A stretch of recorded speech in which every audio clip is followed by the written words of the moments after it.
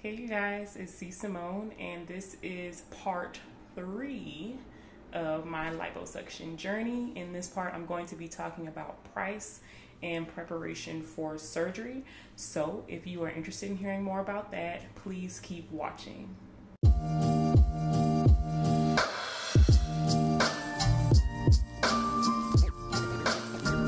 Alright, so as I said in the intro, we're going to talk about the cost of liposuction and also preparing for surgery itself.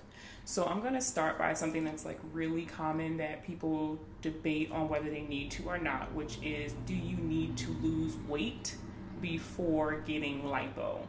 And that depends on where you're at right now. So if you are like significantly overweight, it is recommended that you lose weight, because the lower your BMI is, the better your results are likely to be. The surgeon I chose when I had my surgery was Dr. Sampson in Miami, Florida, and he does specialize in performing surgery on women with higher BMIs. So I can't remember right now. I really want to say like the highest he'll do is like a 38. Do not quote me. You'll have to double check that. But at the time when I had surgery, which was January 23rd of 2020, right? Yes.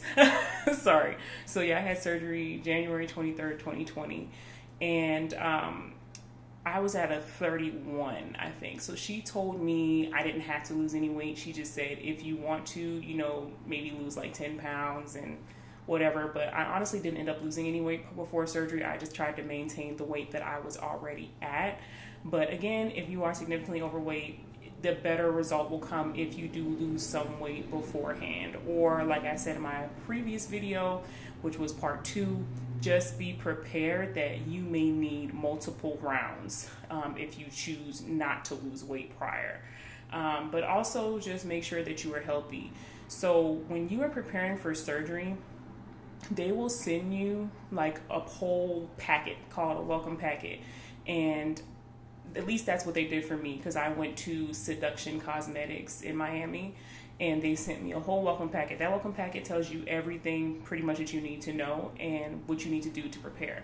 So you do have to get blood work done, and you do have to get an EKG and all that stuff, and you just need to be healthy. So like if your numbers are a little off on your blood work, Dr. Sampson will not perform the surgery on you if you are not cleared. You have to get clearance from your doctor. Now, you can opt to get your blood work and all that stuff done by the team at Seduction Cosmetic Center. However, you run the risk of, if your blood work comes back with some sort of problem that you weren't aware of, clearly you cannot have surgery that day. So I recommend getting your blood work and stuff done way beforehand. I think try to shoot within like 30 days of your surgeries. I think if it's any earlier than that, they won't take it. But again, don't quote me on that, but I'm pretty sure. So I kind of like try to do mine, I think 2 weeks before surgery, so that it could be like really fresh or whatever. And, you know, just prepare yourself, because you never know. Like with my doctor, I did the EKG and she thought there was something abnormal, so I needed additional testing, and honestly there was nothing wrong. But I think I was just nervous or something when I went to her that day, and it just showed on the EKG that I was nervous. But nevertheless, like, try to be relaxed when you go in for your EKG and for your blood work, so that everything goes smooth, and again, maintain like your healthy lifestyle prior to surgery. So that's that part. And again, like I did in other videos, I'm checking my notes so that I make sure I tell you guys everything and don't forget anything. Okay, so checklist. There is a checklist that they will provide to you of items that they can either have you pay for at the cosmetic center, or you can bring. I opted to go there and purchase additional items from them directly. I did this because I was more concerned about convenience, and also I didn't want to just get stuff that I didn't really need.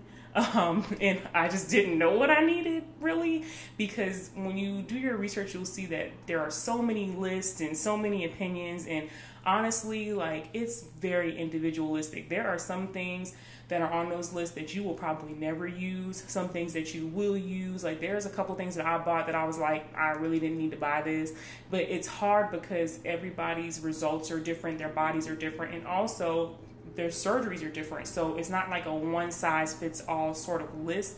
You kind of just need to get the basics. So for me, I made sure that I had the pads for the bed because there will be a lot of blood. I got these pads called Good Nights, and I will link them down below. Hopefully the link is still there. If not, I'll try to find something similar. I'll link them down below. The good thing about these pads is they're designed for kids that wet the bed, and they have adhesive strips that stick to the bed itself. And they are very good. Like literally, y'all, those were the best things that I bought and that I used, not only for when I went to sleep, obviously, but also for when I had my massages, because you need something that's going to like adhere and stay in place and not move around on you while you're in bed. So I recommend those highly. Out of everything I got that I brought myself, that was my number one thing. I also got some like cheap underwear from like Target or whatever, just cheap, basically granny panties, because, you know, you're not really, like, honestly, you don't really need them per se. You can probably go without wearing underwear if you're comfortable with that.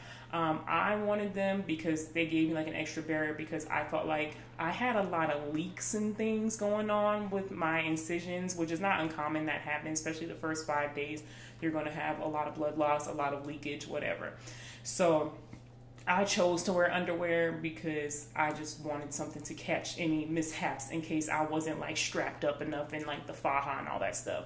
Speaking of the faja, I had my fajas. I got 2 from Seduction Cosmetics, and overall, I think they are decent starter fajas. They serve their purpose initially, but for me, I ran through them pretty quick. Like I would say by week 3 post-op, I was already looking at getting another faja because they get so loose. Once all your swelling starts to go down, they get loose. You know, they're not worth it anymore. So some people do opt to bring their own fajas. Again, that's a personal choice. I just did what they had. I used what they had, and that's because I wanted to make sure that I got the right size, that whatever I got fit me.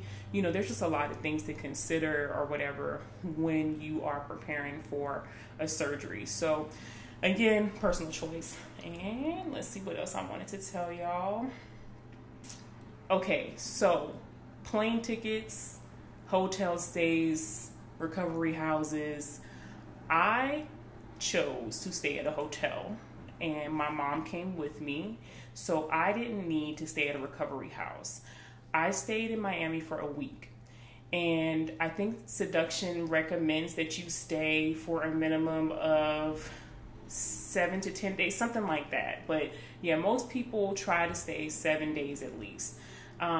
Honestly, looking back, I feel like I could have used like 1 extra day, but I just kind of powered through my last day. But yeah, in retrospect, I probably could have used like 8 or 9 days, but 7 days is fine. You don't have to go over that, but I would not do less. What else? Recovery houses. I didn't stay at a recovery house, but when I was getting my surgery done, I met several girls who were staying at recovery houses, and they didn't seem too happy. One lady in particular told me that she wishes she would have just had somebody come with her and stay at a hotel like I did. She was like, because the recovery house that she stayed in, I don't know what it was called, but she just said that after she had her surgery, they did not have a bed for her. They had a recliner, and that was apparently common practice where they were putting these women in recliners the day that they got out of surgery.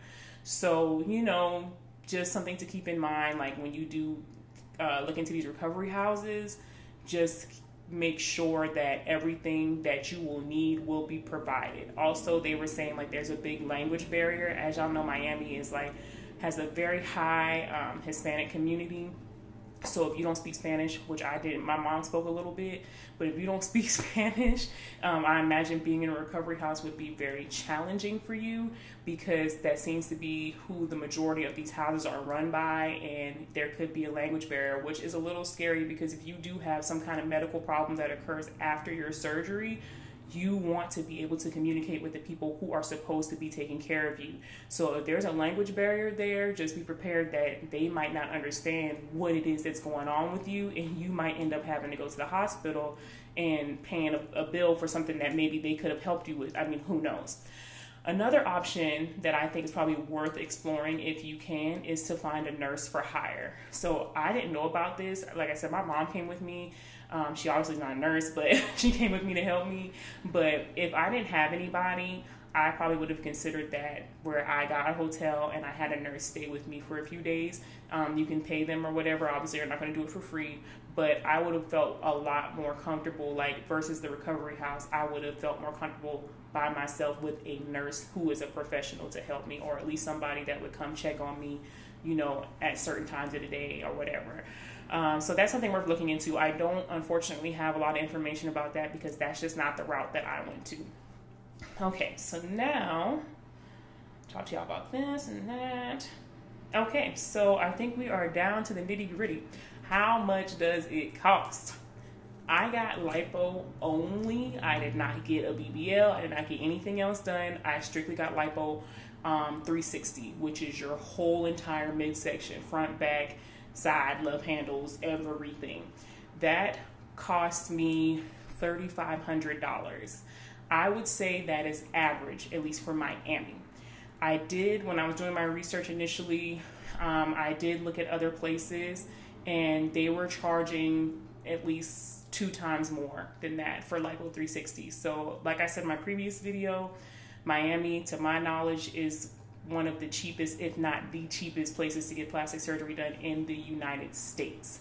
But anyways, $3,500. With Seduction Cosmetic Center, you can make payments. You do not have to give them $3,500 up front. So you can space your payments out however you want to, whether you want to do once a month, once every couple of months. You know, it just has to be paid. I think you have to be paid in full like a week or 2 before your surgery date. So be prepared for that. So some people literally will make payments for a year, 2 years. It's totally up to you. Personally, I would not want to put off my surgery for more than 6 months. And I say that because with these surgery places, these clinics or whatever, I mean, they open and close all the time. They change names, they get new owners, they get new doctors. There's a lot that can happen in a very short period of time. So I would definitely recommend trying to get your surgery sooner rather than later. And if that means, you know, you need to save up money on the side and you don't contact them until you pretty much have most of the money already, I would do that. But I wouldn't recommend waiting a year or 2 unless you just have absolutely no choice. But just be prepared that maybe your surgeon may not be there anymore or whatever, you know. So try to prepare for that. Also, be prepared to bring extra money. A lot of people, I've seen it in a lot of the surgery groups on Facebook where girls are upset because, you know, they were like, oh, I didn't know I had to buy this. I didn't want to buy that. Da, da, da, da, da. Just always prepare yourself for unforeseen expenses. So I would say at a minimum, bring an extra $1,000 with you, an extra grand with you, because you just don't know. And it's better safe than sorry. So, you know, come as prepared as possible financially, because like, for example, I stay at a hotel, so I need still to pay for food or whatever. Granted, I wasn't doing a whole lot of eating because I was, you know, just so like zoned out from the drugs, from the surgery and all that stuff. I wasn't doing a whole lot, but the point is you need to have money to make it, and you need to have money to be prepared in case something goes wrong. So, and I mean goes wrong in terms of like maybe the fajas you brought aren't good and you need to buy the fajas from the surgery center, or maybe, you know, you didn't realize you needed to buy vitamins because you don't want to buy the vitamins from them. It could literally be anything, y'all. I'm just saying be financially prepared as possible for the surgery. And I think I'm going to end it here because it's getting kind of long, but that basically is it as far as payments and supplies. If I think of anything else, I will put them in the description box.